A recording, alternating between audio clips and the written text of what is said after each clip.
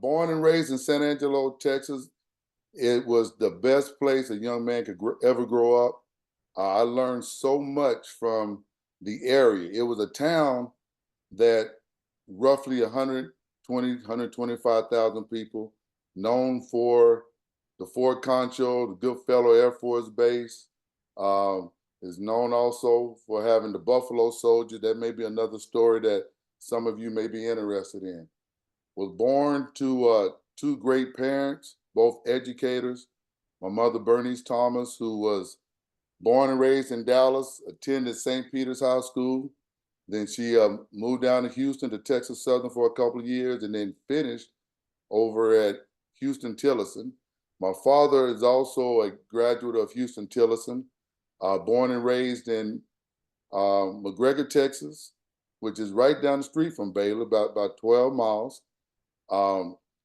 He later became the high school coach at San Angelo High School, Blackshear High School, which was the black school in San Angelo. And in 1950, he coached the state championship team there at Blackshear High. And with parents that were 30-year educators and 35 years as an educator, I got a chance to see a whole bunch. Got a chance to meet some wonderful people, and San Angelo, Texas provided all this and more. My mentors at that time was Ben Kelly, who also played for my father there at Blackshear High School, who later, after Blackshear, went to the University of Illinois. And those of us who don't understand, are not very familiar with segregation, at that time he had to go to school up north. Blacks could not attend high school or college with white students. So after graduating the black high school, he accepted a football scholarship to the University of Illinois, but then it didn't work out. 2 years later, he comes back to San Angelo, and in 1953, he walks on at San Angelo College, now known as Angelo State University. Ben Kelly became the first black athlete to play with or against white opponents in 1953, right there in San Angelo, Texas. So not knowing as a youth that one of your neighbors, one of your father's best pupil was a history maker. Mr. Kelly also became, after graduating college, he opened up the Boys Club. And like most young people, the Boys Club was a home away from home for me. He provided us with leadership, sportsmanship, competition. We had study hall, all the things that the school provided, but he also gave it more to us at the Boys Club. The coolest thing about being around a hero and you don't know it's a hero is you can talk to him every single day. And I did not know until I was in my about 17 or 18 the things that Mr. Kelly had done or what he was providing for us in our youth. My next mentor I would like to mention who helped me in this process was my high school coach, Jimmy Keeling. And a little history about Coach Keeling. He was also from San Angelo, but in 1968, he was the head coach of Lubbock Estacada. Lubbock Estacada was the new integrated school in Lubbock. He Greg, coached, yes, ma'am. are you gonna show your, yeah, okay, can There you, we go. yeah, there we You go. go. Okay, so we can see your There mentors. you go. And so there's Okay. Ben Kelly. That's a beautiful picture of Ben Kelly. Coach Keeling right here was the second mentor I'm gonna talk to briefly. He coached the first integrated, the second integrated state championship, the first team to ever win a UIL title in its first season there in Lubbock. When he came to San Angelo, he gave us a different thought process in Angelo, and he allowed everyone to try out for any position they wanted to play. I, being a quarterback, would like to play quarterback, and I was always told that I couldn't play quarterback at Central. He gave me an opportunity, and in 1982, I became the first Black starting quarterback at San Angelo Central High School. This is somewhat 16, 17 years after the Brown versus the Board of Education. So this is a little historic again with San Angelo and how they were moving progressively. Although it felt like snail, it was still moving forward. My next mentor, and this all ties together, is Nolan Richardson. During that same period of time in 78, 79, I had an opportunity to attend Vacation Bible School at Western Texas College over there in Snyder, Texas. And this gentleman, Nolan Richardson, was the head coach there. Didn't know him. Instead of going to Bible classes, I was trying to play basketball and walked into his gym, asked if I could shoot. He told me no for a couple of hours. Eventually, I wore him down. He told me I can go ahead and play. The story gets interesting because a year later, he wins the national championship for the junior college at Western Texas College. He takes a job at Tulsa University in 1980. And in 1982, he takes Tulsa to the NIT championship game, in which that's pretty good. At that time, the NIT was equal to the NCAA. And then 2 years later, he becomes the head coach at the University of Arkansas. I'm telling my teammates, hey, man, I know this man. I met him when I was 11, 12, 13 years of age. And, teammates be joshing and joking. They said, no, you don't know him. So I say, hey, let's go to his press conference when they introduce him as the coach. We listened to the introduction by Coach Brawls. Coach Richardson gives his little spiel. Afterwards, all the guys are standing around. I walk up to him, and I reach my hand out and say, hey, Coach Richardson, I am. He said, hey, Greg Thomas, how you doing, son? You're not that same snotty 12-year-old kid. And that's amazing that 9 or 10 years had passed, and we still had a little connection. He became my mentor there at the University of Arkansas. So I'm saying that all these guys that I've mentioned thus far, as well as Coach Brawls and his leadership and allowing me to play at the University of Arkansas, because it's all intertwined. Norm DeBryan as the baseball coach there, Coach John McDonald, who was the track coach, all these guys that I had a relationship with and I never played it down with is amazing. Ken Hatfield was my head football coach. He is the one that brought me to the University of Arkansas. We had no idea of the challenges that were going to befriend us here in the next couple of years. Here's a picture of Blackshaw High School. That's my father to the far, your far left, my far left. After we competed in a track meet that we had in San Angelo. To the right is the boys club, where I spent my 7-year-old age to 18 every day. Every day I went to the boys club to either hone your skills, get caught up on your studies. We had study hall every single day. Learn how to play games, pool, tennis. It was an area for us to just congregate to keep us off the streets, keep us out of bad situations. And this is where I learned my teamwork. I learned sportsmanship. I learned how to compete at the finest. Under the tutelage of Mr. Ben Kelly and the other community guys, like my brother Allie Thomas, Henry Green, Sam Green, James Bang Bang Norton, all these older gentlemen in the community that poured into the young people. At Central High School, when Coach Keeling came on board in 1979, he offered the opportunity to play any position. For the previous 2 or 3 years, we were told we can only play wide receiver, defensive back, running back. If you played for the football team at Central at that point in time, you knew you could only play maybe 3 positions. When Coach Keeling came, he said anyone could play at any position. We'll give you a tryout, and if it works, it works. And if it doesn't, and you still want to be a part of the team, this is how you can be a part of the team. My sophomore year, I thought I was good enough to play on varsity. And I know Dr. Kelly's we'll talk about this later. When you're young, you think you can play. And I thought I was pretty good.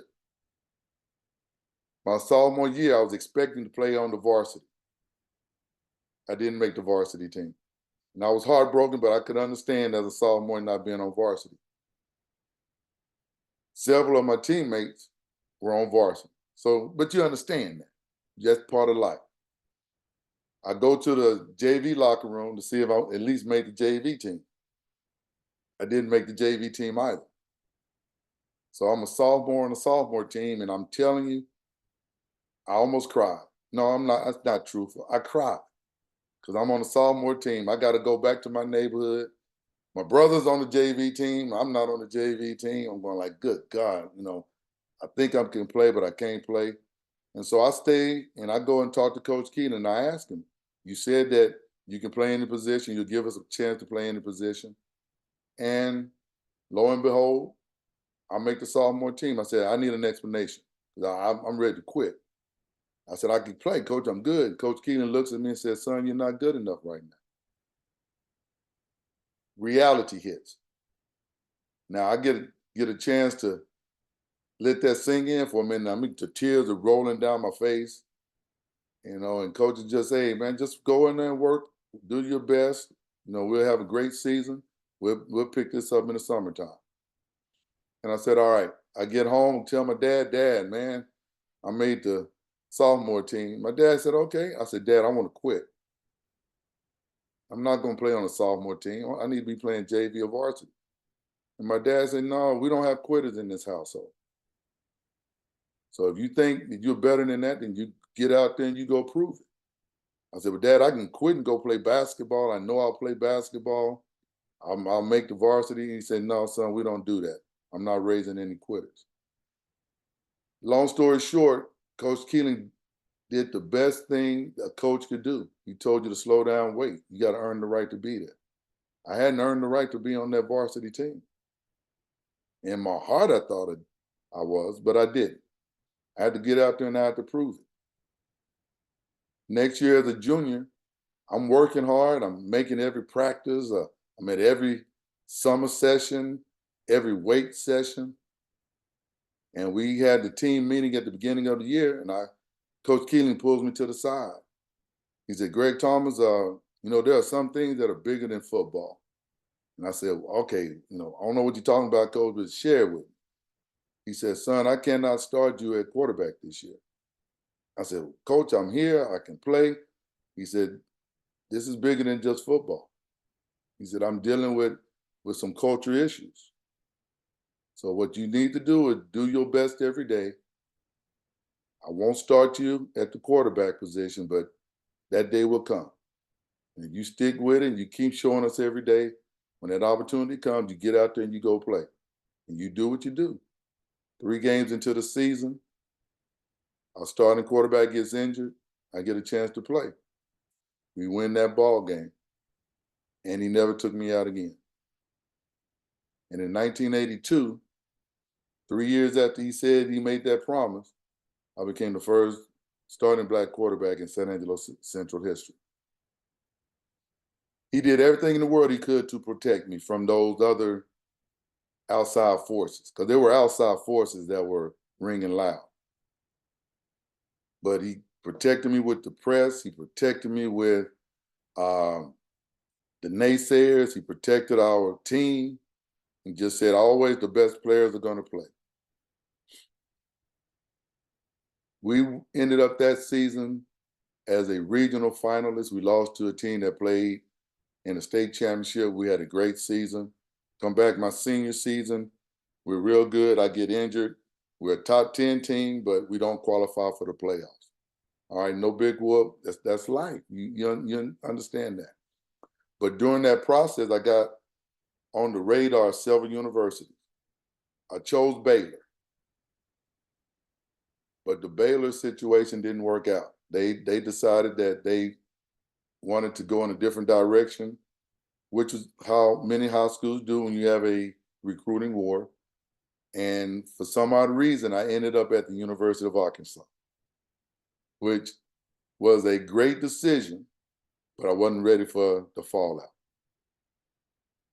Unlike San Angelo, where Coach Keeling provided the infrastructure, where he provided access or lack of access, at the University of Arkansas, it was completely different. There were really no protections in terms of introducing a different cultural shift. Prior to 1985, at the University of Arkansas, they had only one Black recruit as a quarterback, and his name was Martin Lamont out of Baytown South Sterling High School. Down y'all, you should be familiar with that area. Martin had taken Baytown to the state championship, I believe, in 75 or 76. I was familiar with him because my mother took me to watch him play at the state championship game. Well, I didn't know who he was after that, didn't follow him, didn't know he went to the University of Arkansas.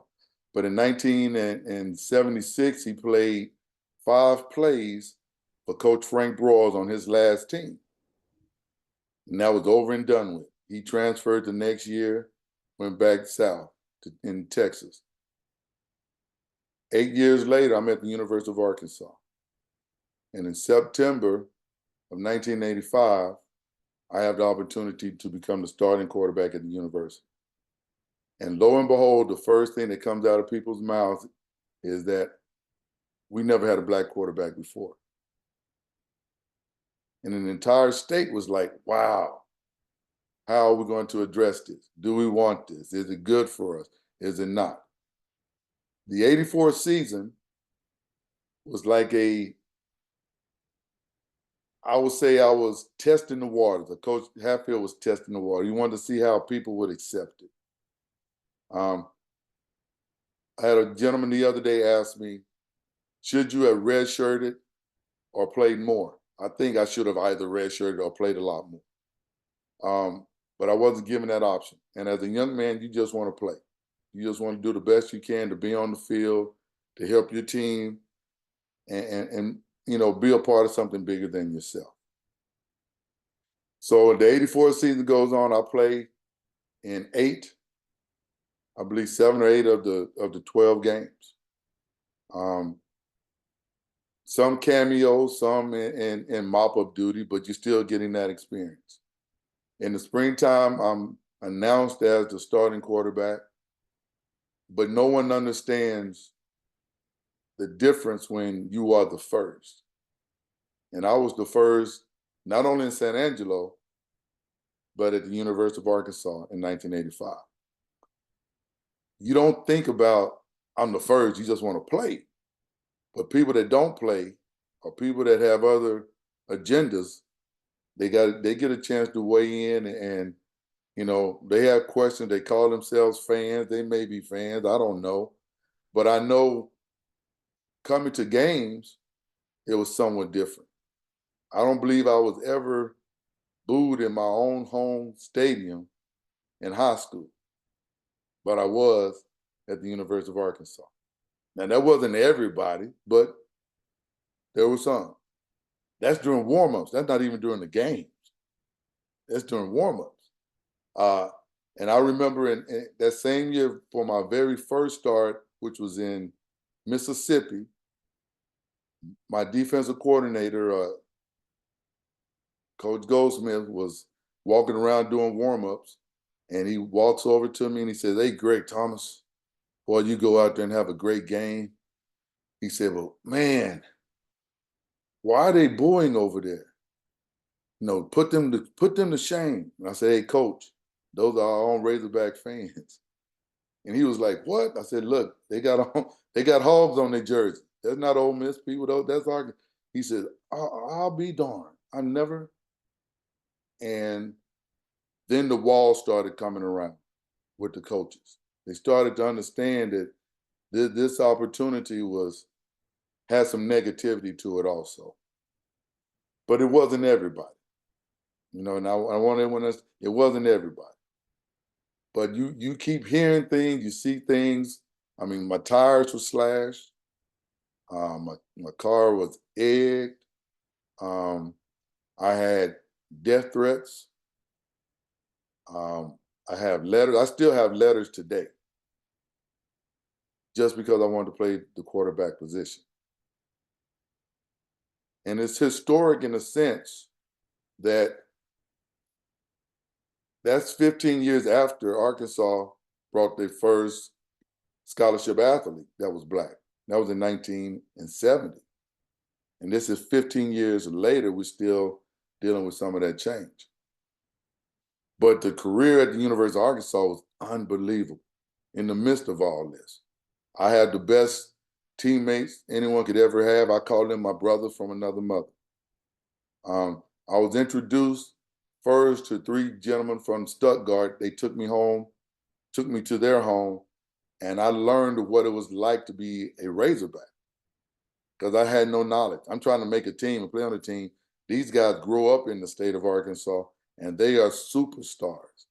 I never seen little people run around and worship high school guys or college guys in my life. We just played and had fun with it.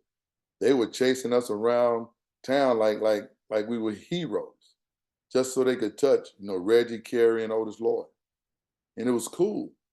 And then once I got back to the University of Arkansas and we got into the bubble, the team was absolutely unbelievable. And they circled the wagons. And most of my teammates that were in the know of some of these things, they protected me. Did we share with every teammate? No. Because it's hard to just let everybody know what's going on. But I had a small group of people that totally understood. And I was never left at the university by myself. If there was something going on and they were going home, I always had an invitation. And so that was the coolest thing. I still hang out with those gentlemen today. We still travel and meet up in Fayetteville every April, and we reminisce and we run around and we spend as much time we can together just talking about that time that we were there together. 1984, we played in the Liberty Bowl. Greg, do you have pictures of Arkansas? Are you going to advance your slide to Arkansas? Well, Okay. here's the slide. Okay. These are some of the little milestones. Like I'm on the cover of the Orange Bowl there. I'm on the cover of the quarterback, How to Become a Quarterback by Coach Schnellenberger. This is another copy right here of us against A&M.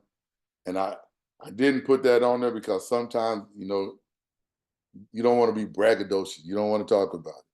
But these are just some of the covers. In 84, we played in the Holiday Bowl. In 85, we played in the Holiday Bowl. 86, we played in the Orange Bowl. In 87, we went back to the Holiday Bowl. 4 consecutive years. We were 7-4 my freshman year, 10-2 my sophomore, 9-3, and 10-3 my senior year, which roughly comes up to about 35 victories in 4 years. So when you add all that together, I was a part of all of that. And that's pretty cool. Not many teams can say they went to 4 straight bowls. Not many teams can say that they played on January the 1st. And those were some of the goals that we had. The team at the University of Arkansas accumulated, I think, 5 All-Americans and 1 National Football Hall of Famer, Steve Atwater.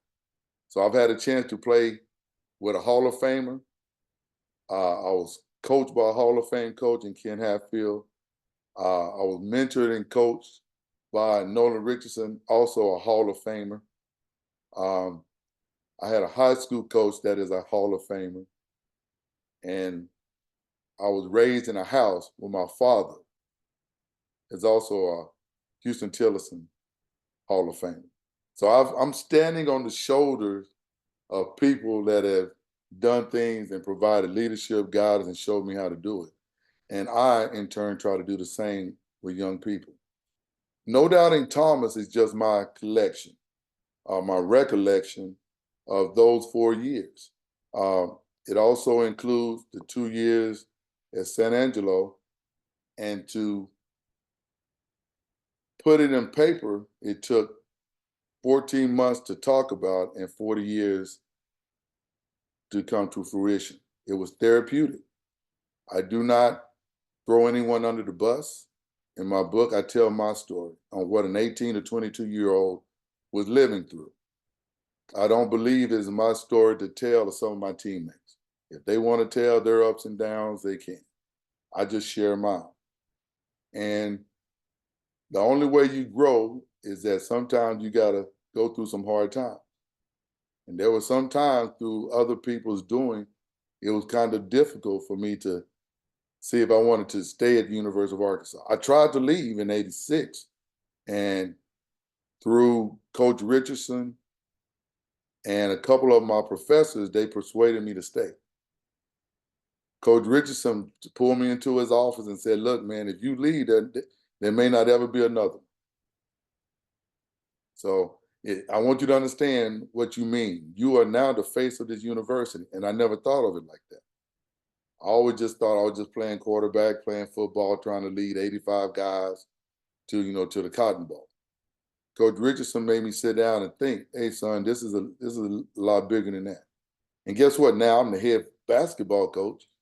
If you think it's hard on you, I'm about to get all the smoke. So just hang on in there, do your job. And I thank him every time I see him for his encouraging words on staying. Because not a lot of people will stay today. Most people get tired and frustrated, and they before the magic happens, they leave. And I stayed, and I went through it. It was embarrassing not starting a game. It was embarrassing when we weren't as successful. But that's part of your growth. And so I thank them for the opportunity, not just to play football, but to grow up as a young man. Before we get into anything else, here's a picture of my wife, Rebecca, 3 of my children, DeRay, Cornay, and Chauncey, and my grandchildren right here on the front. If there's ever a legacy that I can talk about, is having grandkids. That's the coolest thing in the world. The book is not about being abused, although there's some different things in there. It's not about the crazy heartache of losing a life or losing a limb. It's a game. But within the game, there's another game that's called the game of life. In the game of life, you have to give to get. And sometimes that giving to get is difficult. And I want people to understand that that's all right. There's nothing wrong with it. I shedded a few tears, and I got so many more laughs. And sometimes those tears need to help wash away some of the craziness. People are going to be people. Don't let anyone tell you can't do anything. And that's the best thing that ever happened to me. I got a chance to prove it. Every day I tell my high school players and some of the students that I deal with, you can't give up on yourself. Other people may give up on you, but you cannot give up on yourself. And once you reinvest in yourself, anything can be accomplished. So if someone tells you you can't play, you keep searching till you can play. Not everyone can play at a D1 level. Not everyone is going to be an MVP. Not everyone is going to get a chance to start, but you also have a chance to grow and be a part of something bigger than yourself. And I think we miss that in a lot of ways. We miss being a part of something bigger than ourselves. And that'd be about it. I know at the beginning they did some sharing some of the awards from the book, and here's the visual accomplishments from this book, the story. It's a 5-time award-winning or recognized book. And it was just that small insight that I gave. But I'm writing a second book. And the second book Wow. is, let me see if I get to that one. It's called #Making Believers. And it's on our 2024 state championship team here at Plano East that I'm assistant coach in basketball. And it's going to discuss or try to relive 14 young men and 5 coaches that embarked on this dream of winning a state championship. Now, I didn't win a state championship in high school. And it's amazing that you only have 12 of these in football and basketball and volleyball every year. And we have over 500,000 students that try out and play sports. And only 12 teams can say this every year. And last year we were 40-0. We will go down as probably one of the top 3 or 4 best teams in the state of Texas to ever play. And I was a part of that. And so we're going to discuss that in this next book.